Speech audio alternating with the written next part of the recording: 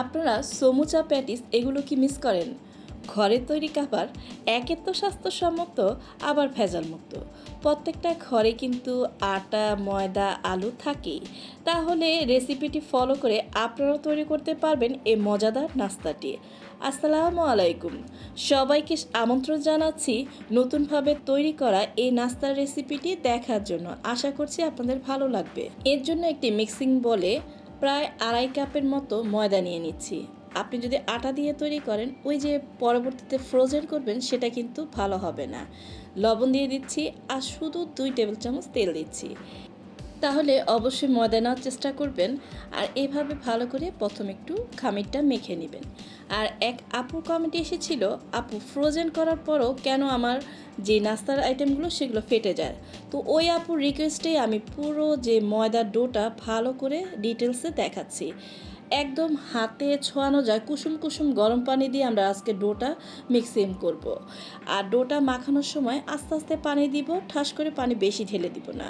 তো পানি আস্তে আস্তে দিচ্ছি আর মেখে নিয়েছি। দেখেন আমার ময়ানটা নরমও হয়নি, শক্তও হয়নি। আর একটু তেল দিয়ে ভালো করে আমি ডোটাকে টাইটনেস আনবো। যতক্ষণ এটা আমি হাত দিয়ে এভাবে ডোলে ডোলে মাখবো, এটা তত বেশি পারফেক্ট হবে। তো এই ধরনের জিনিসগুলো ছোট ছোট যে টিপসগুলো আমরা দেই, অবশ্যই এগুলো মাথায় রাখার চেষ্টা করবেন আর এভাবে বানানোর চেষ্টা করবেন। হালকা কুসুম গরম পানি দিয়েছি, এর জন্য আমার একটু পানি বেঁচে গিয়েছে। আর দেখবেন ঠান্ডা পানি ইউজ করলে একটু পানি বেশি দেওয়া লাগে। তো কিছু কিছু জিনিস আমি আপনাদেরকে ডিফারেন্স বলে দিলাম। আর আজকে আলু যখন সিদ্ধ করেছি, লবণ দিয়ে সিদ্ধ করেছি, তারপর এগুলো খোসা ছাড়িয়ে আমি হাত দিয়ে জাস্ট একটু এভাবে ম্যাশ করে নিব। কারণ আজকে আমি চাইতেছি আমাদের আপুদের বা যারা আমার ভিউয়ার্স, তাদের যেন কোনো কষ্ট না হয়, খুব সহজে একটি নাস্তার রেসিপি আপনাদের সাথে শেয়ার করার।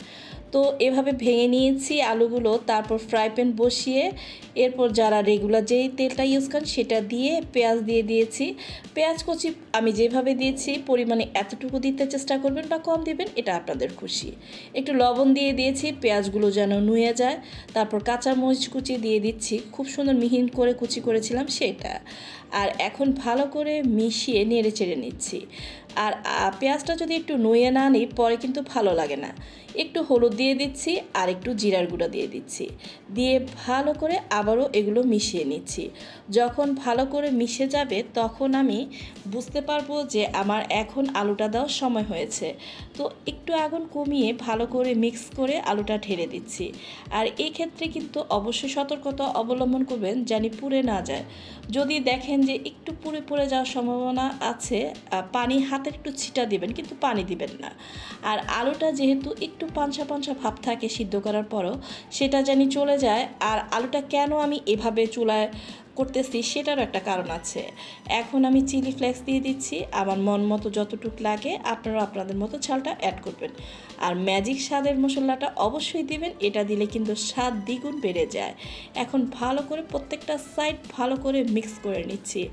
আর ধনিয়া পাতা কুচি একটু বেশি করে দিচ্ছি। বর্তমানে যে ধনিয়া পাতাটা পাওয়া যায় সেটা তো অনেক সুন্দর ফ্লেভার, ওইটা অবশ্যই দেওয়ার চেষ্টা করবেন, এতে নাস্তার স্বাদ বেড়ে যায়। আর বাইন্ডিংটা যাতে কোনোভাবেই আমাদের নাস্তার ভিতর থেকে বেরিয়ে না আসে, একটু কর্নফ্লাওয়ার এভাবে মিক্স করে গুলে দিচ্ছি। আপনি সমুচা বানান, প্যাটিস বানান, কোনো সমস্যা নাই, ভিতরে যে পুরটা সেটা কখনোই তেল অবজার্ভ করে নেবে না। তো এই জিনিসগুলো ফলো করবেন। আজকে যে নাস্তাটি বানাবো তার জন্য আমার এই প্রলেপটি লাগবে। আমি 2 টেবিল চামচ সয়াবিন তেলের মধ্যে 2 টেবিল চামচ কর্নফ্লাওয়ার দিয়ে ভালো করে এভাবে মিক্স করে নিয়েছি। আর এটি একটু ভালো করে মিশালে ভালো করে মিক্সিং হয়ে যায়, কোনো ভয় পাবেন না। আর ময়ানটা দেখেন কি সুন্দর হয়েছে। এখন আমি ময়ানটা কিভাবে সেট করছি দেখেন, একটু এভাবে বারবার করে মিক্সচার করছি যাতে আমার এটার ভিতরে কোনো বাবলস না থাকে আর পারফেক্ট হয় নাস্তা বানানোর ক্ষেত্রে। তো আমি যেই ট্রিক্সগুলো দিচ্ছি, যারা যারা সুন্দর করে নাস্তা বানিয়ে ফ্রোজেন করতে চান অথবা ঘরে মানে সঙ্গে সঙ্গে ভেজে খেতে চান, তো এভাবে বানিয়ে নেবেন। আমি এখানে 6 পিস করেছি। 6 পিস করে আমার পরবর্তী যে রুটিগুলো বেলতে হবে সেই সিস্টেমে চলে গেলাম। আর ভালো করে গোল করে রাখছি, প্রত্যেকটা গোলা যদি আমি গোল করে নেই বেলতে সুবিধা হয়। তো আমি অফ ক্যামেরায় সবগুলো গোল করে রেখেছিলাম। আর একটা আপনাদেরকে দেখিয়ে দিচ্ছি, ভালো করে এভাবে ডোলে ডোলে তারপরে মিশিয়ে এভাবে বেলে নেবেন। তো এখন রুটিগুলো বেলে নিচ্ছি। আমি রুটিগুলো মিডিয়াম পুরুত্বে বেলে নিব। আর তারপরে কি করছি স্টেপ বাই স্টেপ দেখুন, তাহলে বুঝতে পারবেন।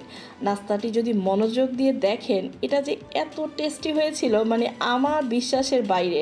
এটা এত টেস্টি নাস্তা, সত্যি একবার ট্রাই করবেন বাসায়। আর এটা কিন্তু কোনো কঠিন না, আমার মতো যদি এরকম প্রত্যেকটা স্টেপ ফলো করেন ঠিক এরকম রেজাল্টই পাবেন। তো রুটিগুলো বেলে নিচ্ছি, এক সাইডে রাখছি, রেখে তারপর আমার পরবর্তী যে স্টেপ, ভিতরে আমি একটি ব্রাশ হোক বা হাত দিয়ে চামচ দিয়ে যেটা দিয়ে হোক, যেটা দিয়ে মানে আপনারা সুবিধা বোধ করেন, সেটা দিয়ে এভাবে প্রত্যেকটা সাইডে প্রলেপটা লাগিয়ে দিবেন। আমি এখানে 3টা রুটিকে একসাথে আটকে নিব। তো একটা রুটির উপর যখন মাখানো হয়ে গিয়েছে ওইটা দিয়ে পরবর্তী রুটির উপরও এই প্রলেপটি মেখে নিব। আর রুটিগুলো যদি 19-20 একটু ছোট বড় হয়, হাত দিয়ে জাস্ট টান দিবেন, ওইটার সাথে সমান হয়ে যাবে। আর আপনার যদি ডোটা তৈরি করা পারফেক্ট হয়, আপনি যেভাবে রুটি বেলেন না কেন, যত বড় করেন এটা হতে থাকবে। আর যদি রুটির যে ডোটা টাইট হয়ে যায়, পাতলা হয়ে যায়, তাহলে আপনাকে বিড়ম্বনায় পড়তে হবে। তো এই রেসিপিটা যখন বানাচ্ছি বারবারই বলবো যে আপনারা প্রত্যেকটা স্টেপ খেয়াল করবেন, হুবহু আমার মতোই এরকম লেয়ারযুক্ত নাস্তা হবে। আর আজকের নাস্তাটা জানি লেয়ারযুক্ত হয়, সেজন্যই এই ধরনের পরিকল্পনা। তো সুন্দর করে আস্তে আস্তে করে বেলে নিচ্ছি, প্রত্যেকটা সাইডে একটু গুঁড়ো বেশি দিয়ে এভাবে গোল করে প্রত্যেকটা সাইডে হাতে দিয়ে বেলুন দিয়ে বাড়িয়ে দিবেন। তো যেভাবে আপনাদের সুবিধা হয়, যেখানে রেখে বেলতে সুবিধা হয় সেখানেই বেলবেন। এখন মাঝখান দিয়ে স্কিনে দেখানো নিয়মে একটু দেখে বুঝে নিতে হবে, এভাবে 2 ভাগ করে নিচ্ছি, তারপর আবার ওই 2 সাইড দিয়ে 2 ভাগ করে নিচ্ছি। আমার যে প্রত্যেকটা সাইড একদম সমান মাপে কাটতে হবে তা না, কোনো ভেজাল নাই, কোনো প্যারা নেই, যেভাবে ইচ্ছা হয় সেভাবে কাটতে পারবেন। আর আপনারা যদি মনে করেন যে আমি 2টা রুটির প্রলেপ দিয়ে বেলবো, তাও সমস্যা নাই, কিন্তু ওই যে ভিতরের যে ভাঁজটা সেটা কিন্তু আসবেই। ওই যে ক্রিস্পিনেস, মানে একটু নাস্তাটাকে টেস্টি করার জন্য অন্যরকম স্টাইলে আজকে বানিয়েছি। আর নাস্তাটি বানালে আপনিও বুঝবেন কেন আমি এই পদক্ষেপগুলো নিয়েছিলাম। আর 2 সাইডের থেকে এই রুটিগুলোকে সরিয়ে নিচ্ছি, ওগুলো দিয়েও আমি বানাবো, ওগুলো ওয়েস্ট করব না। ওগুলো আমি কিনারটা শুধু একটু ফালাইছিলাম, মানে অন্য রুটি বেলে ফেলেছিলাম। আমি প্রত্যেকটা সাইড থেকে কেটে এগুলোকে 4 কোণা রাখার চেষ্টা করছি। আজকের যে ডিজাইনটা করব এটার জন্য আমার 4 কোণা প্রয়োজন। এখন আমি এগুলোকে এক সাইডে রেখে একটা নিয়ে আপনাদেরকে দেখিয়ে দিচ্ছি। একটু গুঁড়ো দিয়ে সামান্য পরিমাণে একটু বেলে বড় করে নিচ্ছি, যাতে ভিতরে পুরটা দিলে খুব সুন্দর করে সেট করতে পারি। আর এই জন্য কিন্তু আমার যেই পুরটা যে মাঝখানে দিচ্ছি, তারপর সাইডে যে আটকে দিব, সেটার জন্য একটা ডিমের কুসুম আমি নিব, সেটা কুসুমটা দিয়ে আমি এটাকে আটকিয়ে দিব, তা না হলে তো এটা খুলে যাবে। তো এভাবে একটা কুসুম নেওয়ার চেষ্টা করবেন, কিন্তু সাদা অংশ নেবেন না। 4টা কিনার এভাবে সিল করে দিচ্ছি, সিল করে তারপর আমি আটকিয়ে দিব। তো কিভাবে আটকাচ্ছি দেখেন, ঠিক একদম ফুলের পাতার মতো হবে। এভাবে একটার উপর একটা দিয়ে দিয়েছি, আবার এই 2 সাইড থেকে টেনে আবার দিয়ে দিচ্ছি। তো আপনাদের যদি বুঝতে কোনো সমস্যা হয় আমি আরেকটি দেখিয়ে দিব। দেখেন কি সুন্দর নাস্তা, আর কি সহজে বানানো যায়। আনকমন নাস্তা, খুব সহজে ঝটপট হয়ে যায়। আর ভিতরের পুরটা যত মজা করবেন নাস্তাটা খেতে অত টেস্টি হয়। আর আমাদের পুরটা তো দেখতেই পারতেছেন অনেক টেস্টি হয়েছে, তার কারণে নাস্তাটা বানানোর পরে প্রত্যেকটা বাইট জাস্ট ওয়াও হয়েছিল। আর এখন আমি আরেকটা আপনাদেরকে দেখিয়ে দিচ্ছি, ঠিক এভাবে করে নেবেন।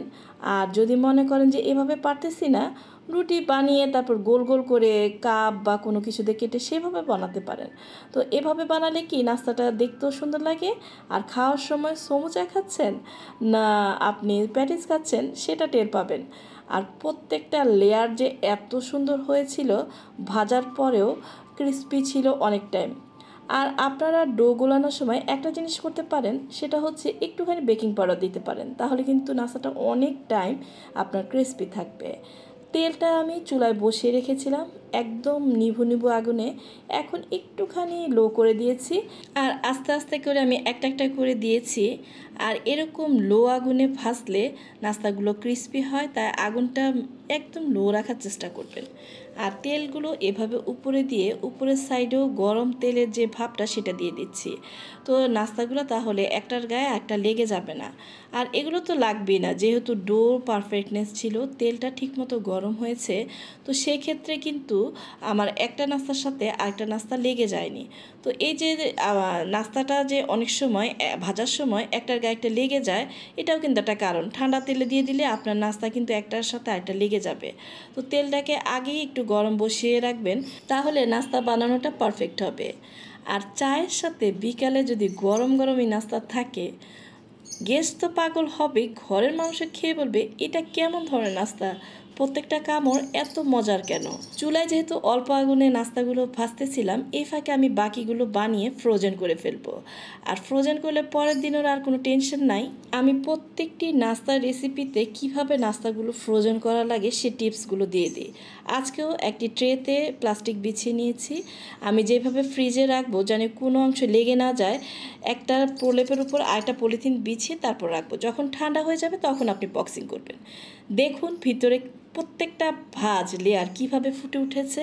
তো এরকম নিত্য নতুন রেসিপি দেখার জন্য আমাদের পাশেই থাকবেন আর লাইক কমেন্ট শেয়ার করবেন। আজ এ পর্যন্তই, আল্লাহ হাফেজ।